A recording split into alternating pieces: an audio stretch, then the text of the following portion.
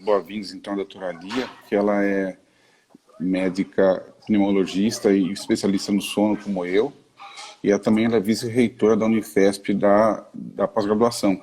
Então, bem-vinda, doutora Lia. Obrigado por ajudar a PM mais uma vez. Várias vezes a senhora já ajudou a gente aqui. Então, nós vamos falar hoje, dando continuidade a essas lives da PM, sobre os métodos diagnósticos. A doutora Lia vai falar para a gente dos métodos diagnósticos, depois eu vou conversar também com ela sobre as repercussões clínicas da apneia. Então, doutora, fique à vontade para começar a gente conversar. Boa noite a todos e a todas. Obrigado, Maurício, grande amigo e colega aí de pós-graduação, de pesquisa. É um prazer estar aqui com vocês. E nós vamos falar de uma doença que já foi falado nas lives anteriores, nos Sleep Talk da APM, e é bom a gente reforçar. É uma doença extremamente prevalente, né? Um estudo publicado recentemente no Lancet mostrou que 425 milhões de pessoas são acometidos dessa doença, se a gente considerar o índice de apneia e hipopneia acima de 15 por hora. E eu gosto de falar sempre uma coisa importante. É uma doença altamente prevalente e subdiagnosticada. E por que ela não é diagnosticada? Eu culpo a três responsabilidades. Primeiro, o paciente ele não sabe que ele tem essa doença. Muitas vezes ele está dormindo, não sabe o que está acontecendo e não relaciona o que ele sente durante o dia com a doença. O cansaço, o mal-estar, a cognição alterada. Segundo, nós médicos, não só médicos, profissionais da saúde em geral, dentistas, fisioterapeutas, fonoaudiólogos, que todos deveríamos estar envolvidos em tentar detectar esses pacientes. A gente desconhece essa doença, médicos generalistas, né? Então cardio, endócrino, pneumo, todos nós deveríamos estar atentos a pessoas com queixa de sonolência, de ronco, de parada de respirar à noite.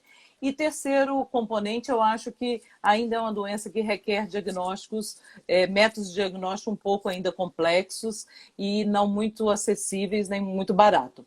Então, é uma doença que causa, como o Dr. Maurício vai falar, consequências graves, cardiovasculares, metabólicas, cognitivas, entre outras. E começando um pouco do diagnóstico, eu gostaria de dizer, é uma doença que já foi falada anteriormente na live, ela é complexa, ela é heterogênea, nós temos diversos mecanismos fisiopatológicos, nem todo paciente apresenta igual ao outro, né? As apresentações clínicas são diversas, então a gente requer uma investigação clínica muito boa, um exame físico e uma propedêutica de registrar os eventos à noite. Dentro dos sintomas e sinais, hoje em dia a gente tem diversos questionários, né? Alguns não específicos, como a escala de Epworth, mas tem vários relacionados à apneia. O Stop Bang, o Berlim, tem alguns que foram feitos com população brasileira e com pesquisadores brasileiros, que é o GOAL, o No Apnea. Nós participamos de um que chama Nosas, que é um aplicativo simples no iPhone, em que o médico coloca o sexo, a idade, a altura, peso, circunferência de pescoço, e o paciente só precisa responder se ele ronca ou não. Então, esses questionários são de validade de screening muito fáceis de serem utilizados. Fora isso, o exame físico, né, é importante, a aferição do peso, da circunferência de pescoço, que a gente sabe que é um valor preditivo importante, né? Quem tem essa circunferência elevada, quase que a gente pode jurar, né, Maurício, que tem a apneia do sono, né? Acima de 38 centímetros nas mulheres, 42 nos homens, né? E a partir dessa suspeita a gente parte aí para os métodos diagnósticos. Não sei se o Maurício quer complementar nessa parte clínica, o que você percebe mais, né, Maurício? Tá perfeito. A gente tem, como a doutora levantou, nós precisamos conversar com o paciente. Os médicos mais jovens precisam lembrar disso, tem que conversar, deixar ele falar, se possível trazer um bed partner, quem dorme com ele, falar alguma coisa, é importante ouvir a esposa, o marido, quem estiver com ele ali, os irmãos, enfim, e conversar com o paciente mesmo e começar desde o começo.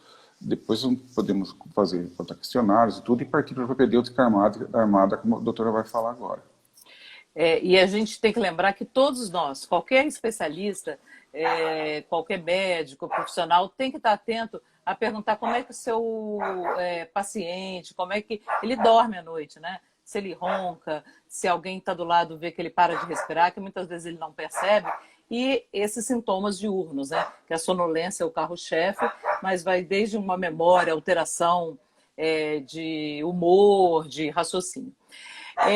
Agora, das doenças do sono, é a única que a gente precisa registrar o que acontece à noite. Porque as outras doenças, insônia, narcolepsia, síndrome da perna inquieta, você tem o diagnóstico clínico preponderante. Mas na apneia do sono, a gente precisa registrar realmente se aquilo é uma parada respiratória, né? Hoje em dia, todos nós sabemos, né, que a polissonografia, que é aquele exame que se faz dentro do laboratório do sono, que se registra as variáveis eletroencefalograma, eletromiograma, eletrocardiograma, pelo menos 7 parâmetros, né? Posição corpórea, batimento cardíaco, é a nossa arma diagnóstica principal. Podendo fazer a polissonografia, sem dúvida nenhuma, eu acho que todos nós pediríamos.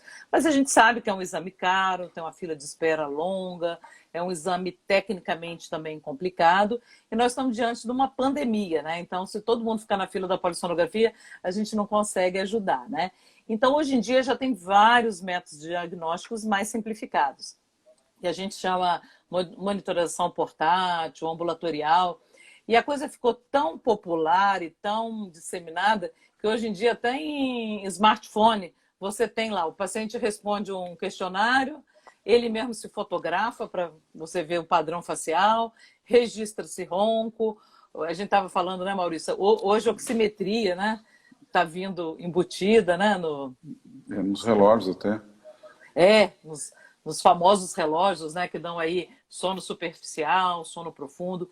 Eu considero a mensagem o seguinte: se você não tem como fazer um registro completo, é bem-vindo os registros simplificados? São bem-vindos? São.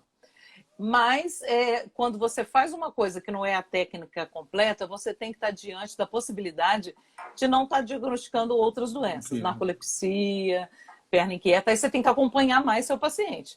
Porque às vezes até para uma titulação de CPAP, né?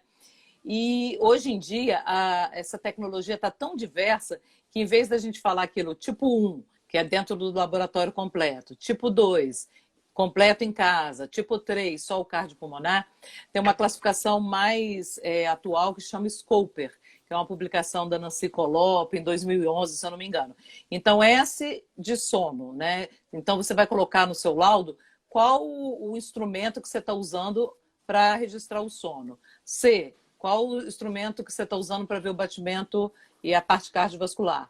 O de oximetria, P de posição corpórea, E de esforço respiratório e R de fluxo aéreo. Então, você tem que ser fiel ao que você está fazendo. Você não pode falar, estou fazendo uma polissonografia e só enviar um laudo de um registro só respiratório, né? Então, acho que é importante quem está recebendo o seu exame ou analisando saber o que você está registrando. Mais alguma coisa, Maurício, que você... dessa parte assim, então, de registro? eu queria que você falasse da avaliação do polissonografia no laboratório e a polissonografia domiciliar. Tá. Então, assim, a polissonografia completa no laboratório, ela tem a vantagem de você ter, além de todos os parâmetros, você ter um técnico acompanhando. Qualquer queda de um eletrodo, de um sensor, ele pode ser, o paciente pode ser atendido, não só no registro, mas também nas condições, né, clínicas do paciente. Ela pode ser feita completa em casa? Pode. Mas se cair um eletrodo, você não vai estar, você pode estar perdendo aquele parâmetro. Mas hoje em dia o que é mais comparado é a polissonografia completa dentro do laboratório e o registro cardiopulmonar em casa, que é só o registro do fluxo aéreo, da oximetria, do esforço e do batimento cardíaco, que a gente fala o antigo tipo 3, né?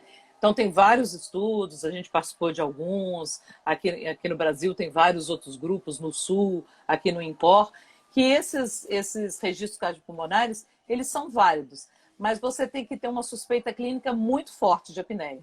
Por quê? Eles são sensíveis, mas são pouco específicos.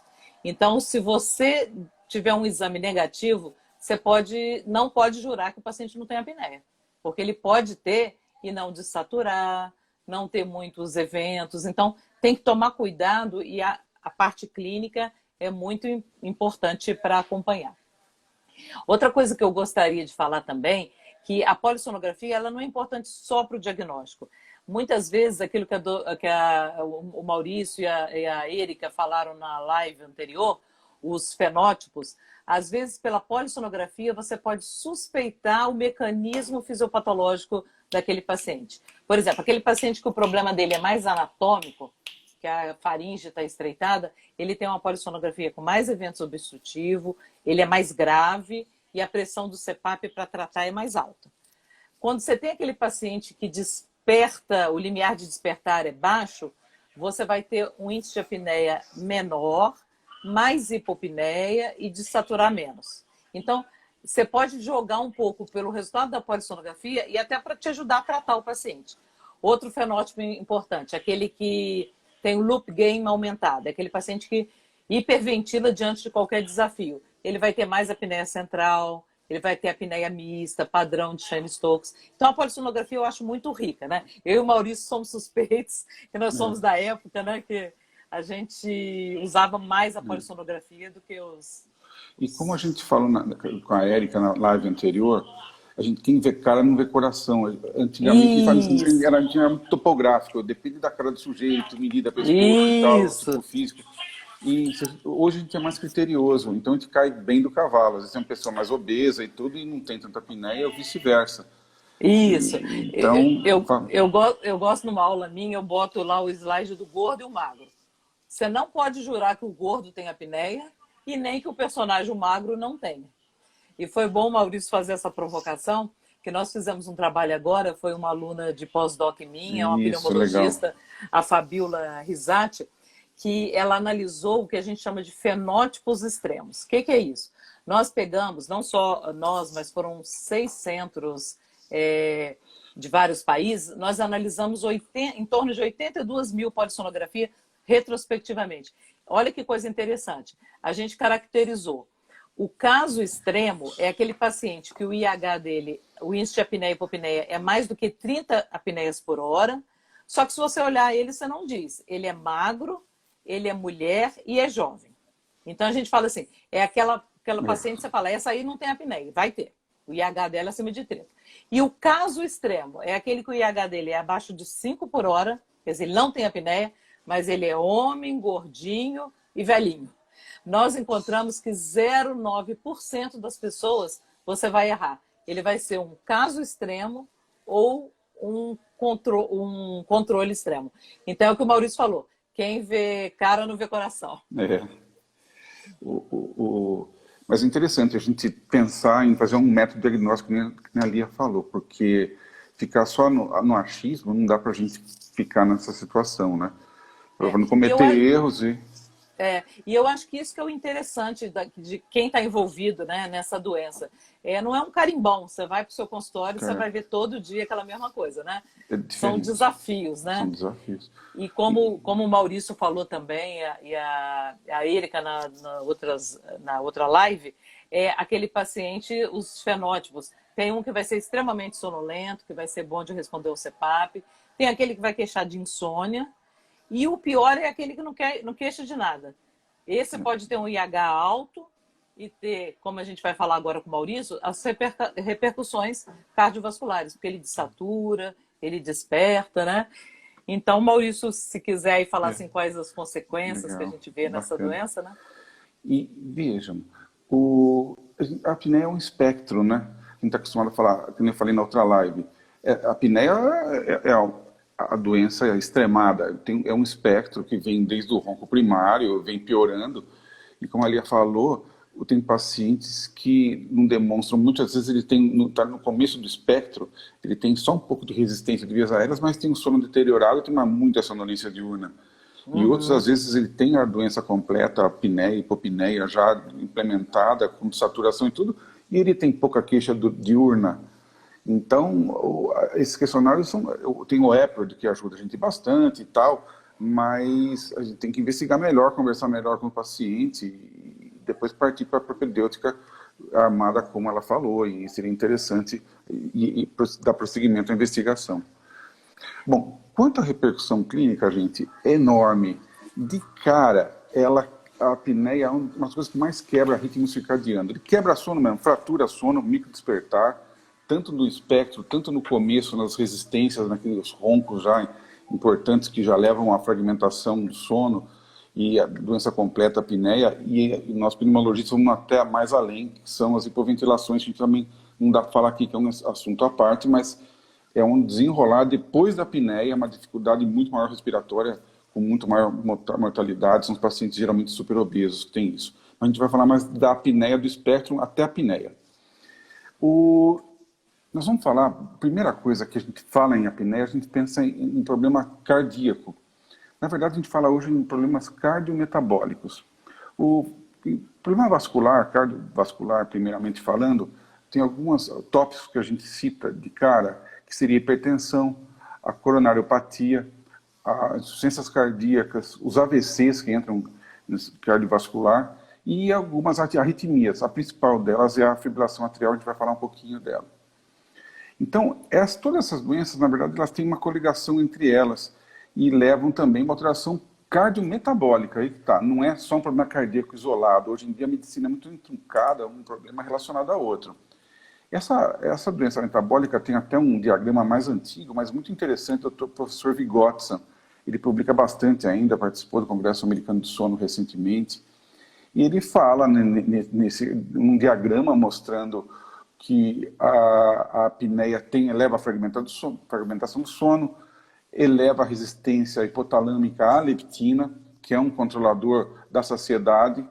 Então, quando tem apneia, você tem uma maior resistência à leptina, você passa a comer um pouquinho mais, você perde um pouquinho o freio, o paciente fica mais insaciável e ele acaba ganhando peso. Então, retroalimenta ele. O paciente já é obeso, ele tem resistência à leptina, ele come mais, ele fica mais obeso, mais apneico. Então, a doença se retroalimenta. Mais apneico e mais obeso e assim por diante.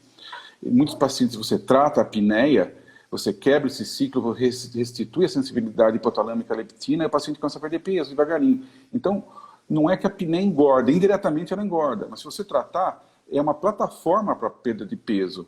Não é que você vai tratar que o paciente vai emagrecer, mas ele vai ficar muito mais fácil a perda ponderal dele.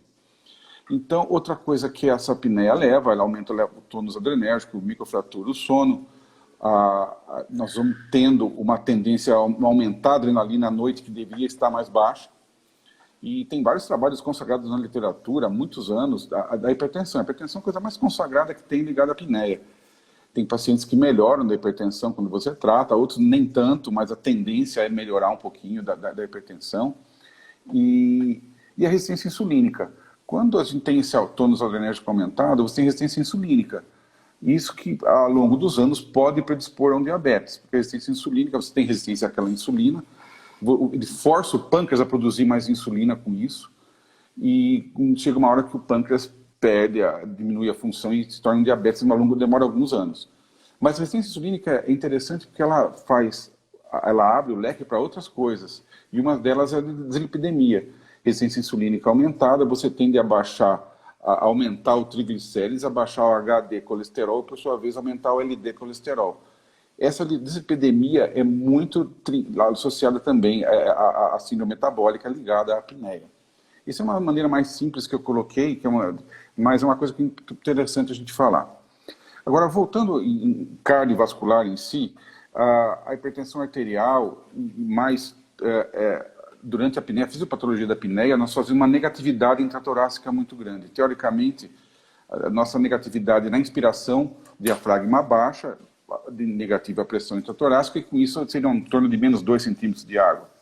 Agora, com uma suboclusão, uma oclusão total da apneia, você negativa muito a pressão intratorácica, isso leva a alteração hemodinâmica do retorno venoso, isso leva uma injúria, ele aumenta a pressão transmural do coração. O coração ele bate, se a pressão intratorácica é muito negativa, vai forçar muito a parede cardíaca, a pressão transtorácica vai cardíaca, transmiocárdica vai aumentar muito. Isso pode remodelar o coração. Com o tempo, o coração tende a aumentar de volume e os ventrículos e os átrios também. E principalmente o átrio, quando remodela, ele tende a levar o paciente a fazer uma arritmia. A mais famosa delas, como eu falei, é a FA. Tem vários trabalhos mostrando na literatura que quando a apneia é bem tratada, o paciente sai da apneia, há uma remodelação reversa. O ventrículo tende a diminuir o volume, remodelar ao contrário, tentar voltar à normalidade, e o átrio também. É claro, com algumas limitações, não é totalmente, mas existe uma melhora. Isso é uma coisa muito interessante as pessoas saberem disso. Essa alteração da pressão intratorácica também explica por que os pacientes urinam muito à noite. Os pacientes apneicos, muitas vezes, eles têm essa quantidade exacerbada de urina. Tem paciente que urina de hora em hora. Você trata, melhora muito isso. Isso é devido aos hormônios liberados do ato cardíaco direito, né? E isso aí leva a essa diurese exacerbada à noite. É muito comum isso. Os pacientes também têm alteração hemodinâmica, porque aumenta o retorno venoso durante a apneia, tem a ativação simpática do sistema renina-angiotensina, o paciente, a aldosterona, ele tende essa alteração hemodinâmica a atrapalhar outros sistemas também. Pode falar, Linha. É interessante isso que o Maurício está falando, que também todas essas alterações, principalmente as cardiovasculares, também elas apresentam fenótipos. Tem alguns pacientes, você vai encontrar o índice de apneia igual, um cara que tem 60 eventos por hora, e o outro também tem. Mas um vai ter arritmia, hipertensão, o outro não vai. Então, tem um perfil genético também, né? E isso que o Maurício falou, tem estudos, principalmente lá do grupo do INCOR, do GG, mostrando que o CPAP reverte as alterações de aterosclerose precoce. Então, aqueles que são predispostos pela ação da hipóxia, do despertar, dessa pressão hemodinâmica, alteração hemodinâmica que o Maurício falou, podem ser mais acometidos e podem também se beneficiar, né, do tratamento, né? Tá. E desculpa só um pouquinho. E teve um estudo SAVE, que às vezes a pessoa fala assim, saem alguns estudos, tanto na parte cardiovascular como metabólica, a gente fala assim, o estudo foi negativo e a apneia não é importante. Mas não é bem isso.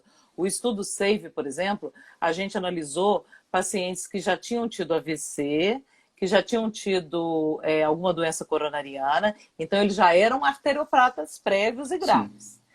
Randomizou, foi para CPAP. Aí no final do estudo mostrou quem estava no CPAP e quem não estava, teve o mesmo número de eventos cardiovasculares. Só que tem que ver, é um estudo de prevenção secundária, os pacientes já eram doentes, já eram graves.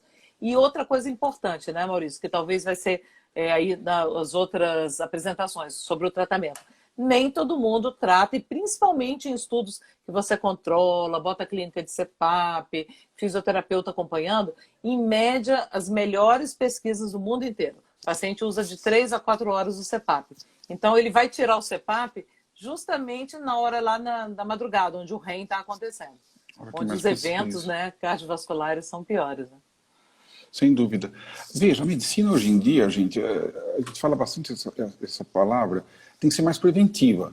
Há 30 e poucos anos atrás, quando a gente se formou, infelizmente a gente estava atrás das doenças, a gente tinha que tratar as complicações e nem sempre a gente era bem sucedido. Hoje, o desenrolar das doenças é um pouco diferente. Então, a gente sabendo, o propósito, a gente está aqui falando para vocês, além do médico do sono, é o médico generalista, as outras especialidades. Eles tentaram detectar a apneia antes, esse estudo foi bem bacana do SAVE, mas é paciente já doente. O propósito é a gente fazer o diagnóstico antes, expor ao menor risco cardiovascular esse paciente. Então, esses pacientes, sim, são beneficiados com o tratamento.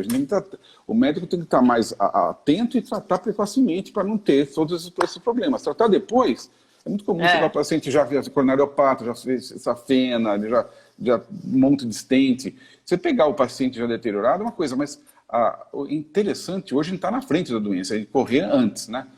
Veja, tudo isso tem muito a ver com inflamação, né? Porque nós estamos falando não só problema cardiovascular, mas tem muita inflamação na jogada. É uma doença inflamatória, a gente sabe disso, tem estresse oxidativo, tem radicais livres, tem a disfunção endotelial, tudo isso concorre para toda essa disfunção inflamatória. Geralmente, os trabalhos que falam isso são os trabalhos que falam de hipóxia intermitente. A hipóxia intermitente, já de muitos anos vem se falando isso, o estresse oxidativo, o pessoal do Lavie, a disfunção endotelial, tudo isso leva a uma disfunção global, é uma inflamação sistêmica. Então procura-se hoje em dia até ver alguns marcadores, como o TNF-alfa, a gente viu no passado isso, e já ainda é falado bastante interleucina 1, a própria proteína C reativa, depois a gente vai falar até um pouquinho de telômero, que poderia ser a medição disso também como um marcador. Então, existe muita coisa aí, e eu queria falar um pouquinho também dessa parte cardiovascular, voltar um pouquinho, junto com a inflamação e tudo isso, a hipercoagulabilidade. Veja, o paciente já tem apneia, ele desatura à noite, ele tem essa hipóxia intermitente, ele está sujeito a ter maior doença coronariana, a deposição mesmo, a heterogênese dele é diferente. Isso é mostrado na literatura com bastante ênfase. E esse paciente também tem hipercoagulabilidade. Então, veja, ele tem hipóxia intermitente, hipercoagulabilidade. Já tem as placas lá, eles têm mais placa. É muito mais comum esse paciente desenvolver a doença cardiovascular. Então, ele é muito mais exposto a isso. Junto com essa parte, eu gostaria de falar algumas coisinhas aqui, isso da parte neurológica. A parte cardiovascular deu para dar uma conversada já, mas a parte neurológica é importantíssima, porque tem também essa disfunção circadiana. De cara, você mexe no relógio. Uma coisa que mais mexe em relógio nosso, no relógio principal nosso, é a apneia, porque a apneia desestrutura tudo, você tem microdespertares, você não consegue fazer o ciclo claro escuro direito, você tem alteração hormonal, você tem os corticoides aumentados, você tem as epinefrinas aumentadas, coisas que a nossa temperatura à noite não consegue rebaixar tão bem, então mexe todo o nosso sistema circadiano é alterado com isso. E essa parte neurológica, então, o paciente já é um paciente com redução cognitiva, é um paciente já tem sonolência diurna, a maioria tem, mas tem pacientes que não tem, como a Lia falou, tem pacientes que não apresentam sonolência, tem uma baita apneia e praticamente não tem. Você pode fazer alguns testes, pode fazer latência múltipla, tem teste de manutenção de vigília, tem aqueles potenciais evocados, por exemplo, o P300, a gente viu que bastante é alterado durante a apneia, o paciente perde o reflexo, diminui muito o reflexo, os questionários, a qualidade de vida. Então, essa parte neurológica é legal enfatizar que o apneico ele tem uma qualidade de vida reduzida. Ele é uma pessoa, que eu falo com meus pacientes brincando, você não carrega a bateria à noite. Ele já levanta cansado. E com todas essas desestruturas circadianas, ele é um paciente que é um paciente cabisbaixo, é um paciente triste, é um paciente que produz menos. Isso vai mexer na parte psíquica dele. Tem pacientes que tendem à depressão. Aí você fala assim, trata a apneia, ele fala assim, poxa, mas agora eu não estou mais deprimido. Melhora a parte conjugal, no trabalho, o relacionamento. Nessa situação de Covid, a gente vê uma piora um pouco de todo esse cenário, de todas as doenças, vamos falar assim. As investigações diminuíram, como a Lia falou, os laboratórios têm limitação agora devido ao Covid, e esses pacientes eles fazem menos exercício, esses pacientes têm atraso de relógio, têm que dormir mais tarde, levantar mais tarde, eles têm atraso de fase.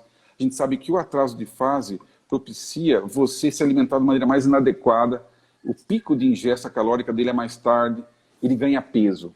Infelizmente, o Covid é muito comum. Tem as pessoas privilegiadas que com o Covid conseguiram fazer mais atividade, mais dieta e tal, mas o paciente normalmente ganhou peso.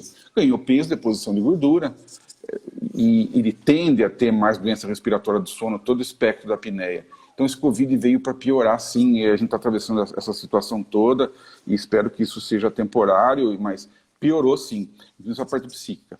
Tem o Dr. Charles Morin, lá do Canadá, da Universidade de Laval, ele publica bastante, há muitos anos a gente vai atrás das publicações dele, e tem uma publicação recente, ainda que não foi publicada, ele falou em congresso, agora nesse Congresso Americano de Sono, que ele segue muitas pessoas.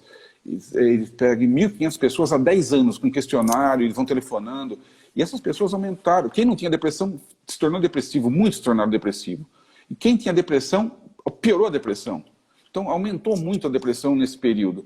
Então, se o paciente já é apneico, ele ganha peso, ele já tem depressão, Covid, a saúde global das pessoas tendem a piorar. E o atraso do diagnóstico, o sistema público de saúde tem as dificuldades maiores ainda, agora durante a pandemia, tudo está mais difícil. A doença neurodegenerativa, vamos falar ainda da parte neurológica. Sempre, de muito tempo para cá, as pessoas falam, poxa, mas se falta oxigênio, você tende a ter problemas neurológicos, por uma maneira intuitiva, mas isso foi a partir do tempo, foi se concretizando, e isso foi provado. Então, hoje, tem uns trabalhos muito interessantes de Alzheimer, que 75% das demências são tidas como Alzheimer. E você vê com quem fala isso, eu tenho o pessoal da Universidade de St. Louis, no Mississippi, lá, o Dr. Dave Hotzman, ele publica muito, ele fala muito de Alzheimer e sono. Então, o que ele fala atualmente? Uma dupla via entre o sono e Alzheimer e Alzheimer e sono. Ele estratifica, ainda como eu falei na outra live, a deposição de beta-amiloide, o sono piora a deposição de beta-amiloide piora o sono. Há uma estruturação dos dois lados. E também da proteína tau, aquela proteína que agrega o microtúbulo, mas a proteína tau já é intracelular. Tem essa agregação de proteína tau vem um pouquinho depois da beta-amiloide. E os dois, tanto a proteína tau quanto o beta-amiloide, pioram o sono, e o sono piora a deposição dessas duas. Esse que é o problema. E essa deposição, ela libera também uma inflamação a nível neurológico. E essa inflamação, ela potencializa os problemas do sono e tudo entra em colapso. O paciente com Alzheimer, ele começa a perder o ritmo claro-escuro, ele tem essas demências vão se instalando lentamente e às vezes as pessoas não estão atentas a isso. Então ele piora o sono e o sono piora o Alzheimer. Então aquelas perguntas antigas. Então a hipoxemia recorrente leva à doença neurodegenerativa? Hoje a literatura aponta para que sim. Então, ela não é só uma constatação empírica, mas todos os trabalhos estão mostrando que isso aí leva realmente a essas alterações. Tá? Pode falar, Lia. Perguntar alguma coisa? Não, é interessante, acho que se a gente ficar falando, nós temos consequências inúmeras e diversas. E só dando uma geral, que a gente soube que já vieram algumas perguntas, mas nós vamos deixar toda a parte de tratamento para as próximas lives. Sem dúvida, virão, sem dúvida. Né? Então, estão perguntando sobre fonoterapia, odonto, tudo isso vai ser comentado com vocês. Mas, dando um panorama geral, fatores de risco que estão perguntando é aquilo, é o homem mais gordinho, mais velho, e lembrando, perguntaram sobre o malampate. Às vezes a pessoa pode ser magrinha, mas tem uma retroposição de maxila e mandíbula, tem palato ogival, e o malampate 1 e 2 é aquele que você consegue ver a ponta do palato, quando você manda o paciente abrir a boca, e o 3 e 4 é quando você já não consegue visualizar, ou seja, ou porque a estrutura craniofacial é pequena, ou porque a língua é aumentada. Então, malampate 3 e 4 é risco de apneia. E respondendo alguma coisa aqui dos aparelhos portáteis, eles são válidos, mas eles têm uma extrema indicação naquele paciente que você suspeita que tem apneia e que ele não pode fazer a polissonografia, seja por motivo de não ter acesso ao laboratório ou por ter risco. Então, você pode lançar a mão dos registros portáteis. Mas lembrando sempre, se vier negativo, não dá para jurar que não é apneia. Muitas vezes você tem que mandar para o laboratório. Nós fizemos alguns trabalhos também, pacientes com comorbidade, DPOC, insuficiência cardíaca, obesidade mórbida, pode confundir a oximetria. A oximetria pode ser reduzida por uma comorbidade de base, não da apneia. Então, tudo isso, eu acho que a mensagem nossa é: você tem que estar olhando o seu paciente, acompanhando ele clinicamente e poder lançar a mão dos registros de forma com bom senso, né, Maurício? Pode ser uma dessaturação noturna, aquela síndrome, né, descrita de dessaturação noturna não apneica. Muita coisa leva a dessaturação noturna. Por da parte neurológica, essa inflamação toda que a gente falou, existe uma inflamação local também das vias aéreas. A mecânica, a vibração leva à lesão muscular neurológica. Esses pacientes, eles têm uma tendência à denervação de vias aéreas superiores. E eles têm também um negócio chamado desaferentação. Desaferentação, o músculo fica desaferentado com o tempo. E depois que você trata o paciente, ele pode continuar com o músculo desaferentado, ele vai continuar. Então o paciente fala assim, se eu usar esse papo melhora, mas ele vai ficar com a bengala, ou outro tratamento que seja. Então, existe uma sequela neurológica? Sim. Nós temos aquelas regiões, ou wake regions, né, que eles falam, que depende disso do estresse oxidativo. A gente sabe óxido nítrico, que parece que tem culpa nisso aí. O óxido nítrico teoricamente é um agente que é protetor. Mas o óxido nítrico ele pode ser também maléfico. Quando você expõe o paciente à hipóxia, reoxigenação, o óxido nítrico ele potencializa substâncias pró-inflamatórias, ele vira de time. E tem até uns trabalhos bacanas na literatura que falam ratos que não produzem óxido nítrico, eles tendem a ter menor lesão dessa wake region. Quer dizer, o óxido nítrico, de mocinho, ele vira bandido se você puser essa flutuação, essa hipoxemia intermitente. Acidentes. Acidentes é um tema super importante a ser falado, é muito comum. Nós temos vários trabalhos aqui no Brasil, inclusive. A literatura mundial, muito tempo, fala sobre acidentes, o aumento dos acidentes.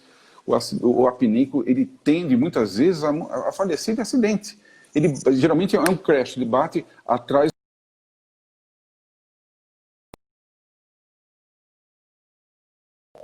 Oi, deu uma paradinha aí.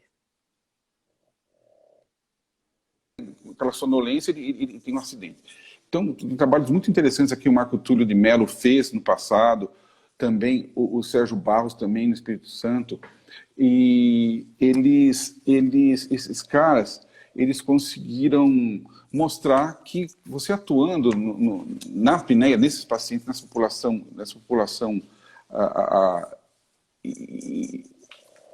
suspeita de motoristas de caminhão, motoristas de ônibus e tudo, eles atuaram com um trabalho de prevenção e eles conseguiram melhorar o número de acidentes por quilômetro. Foi muito legal isso. Isso aí provou por A mais B que os apneicos, eles são envolvidos em acidente automobilístico mesmo. Então, em operação de máquinas e tudo.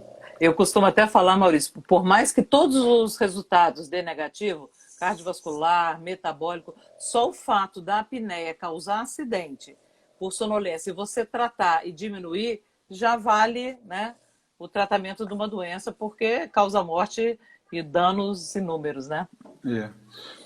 Eu estou mandando aqui uma mensagem, meu filho pediu para ele ligar para a Giovana daí, porque eu não estou conseguindo receber no WhatsApp as perguntas.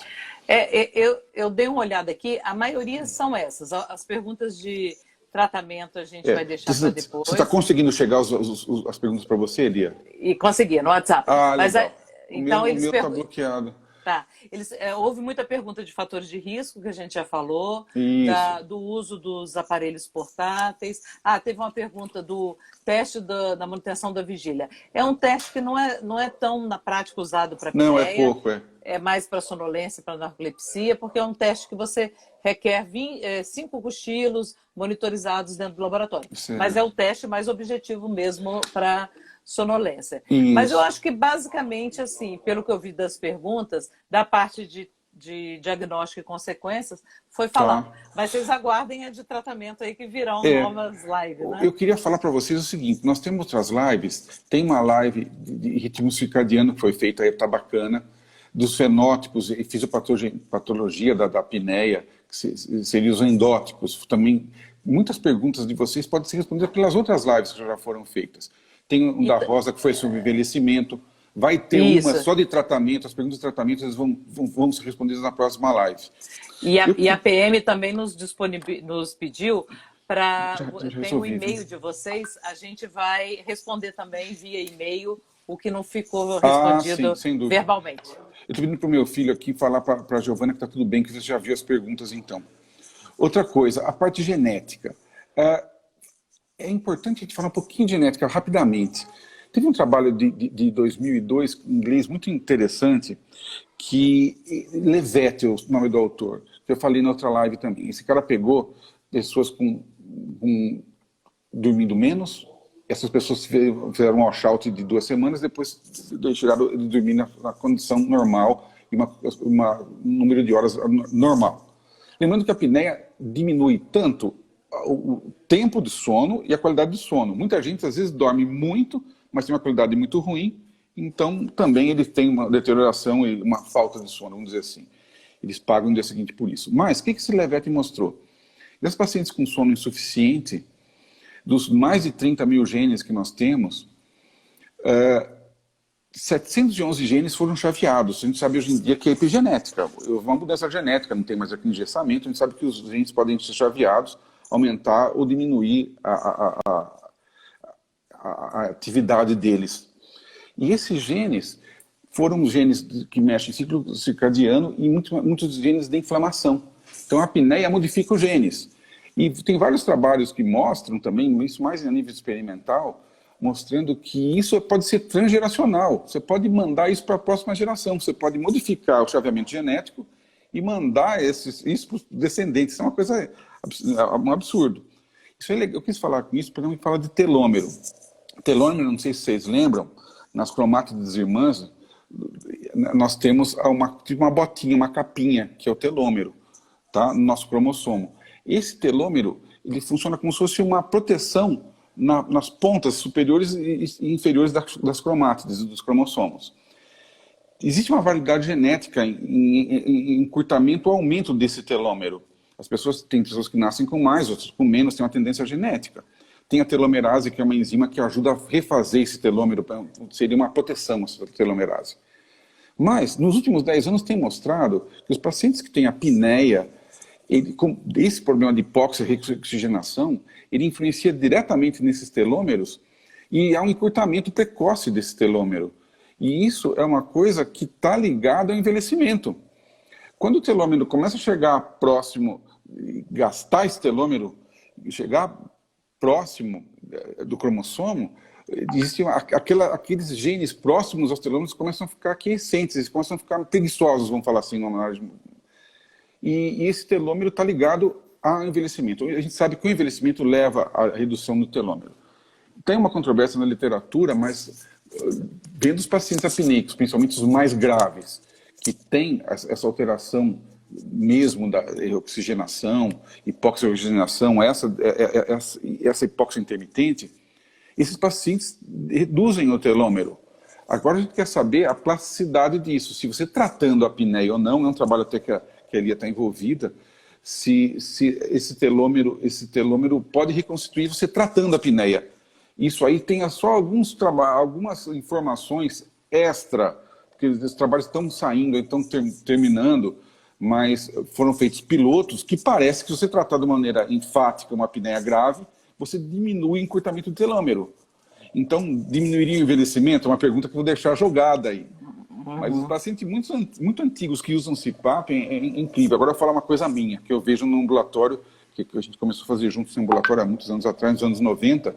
Tem pacientes antigos que usam mais de 20 anos CPAP. Esses caras, eles chegam no ambulatório com o CPAP deles, não é que eles envelhecem, mas a gente se sente velho perto deles, porque os caras não sei quando é. Eles entraram num equilíbrio tão grande, é difícil eu falar isso, não dá para falar ainda, mas é uma observação, isso é uma observação prática, vamos falar assim, mas que vai de encontro com essas coisas, esse processo todo de telômero, esse processo de envelhecimento, esse processo de Alzheimer, deposição de beta-amiloide. Então, tem muita coisa que a gente achava e hoje está sendo provado. Então, é o próximo desafio, essa parte genética.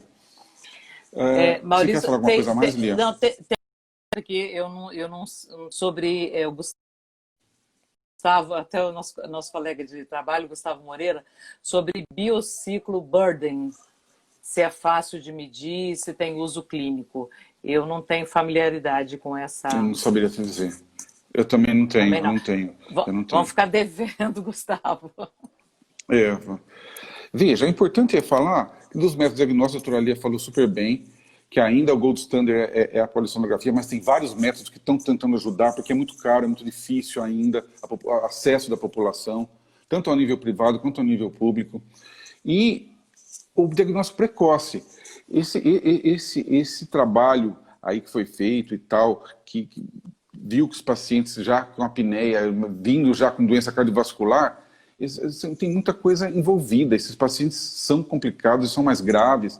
Então, acho que a grande mensagem é você tentar fazer um diagnóstico precoce o mais possível.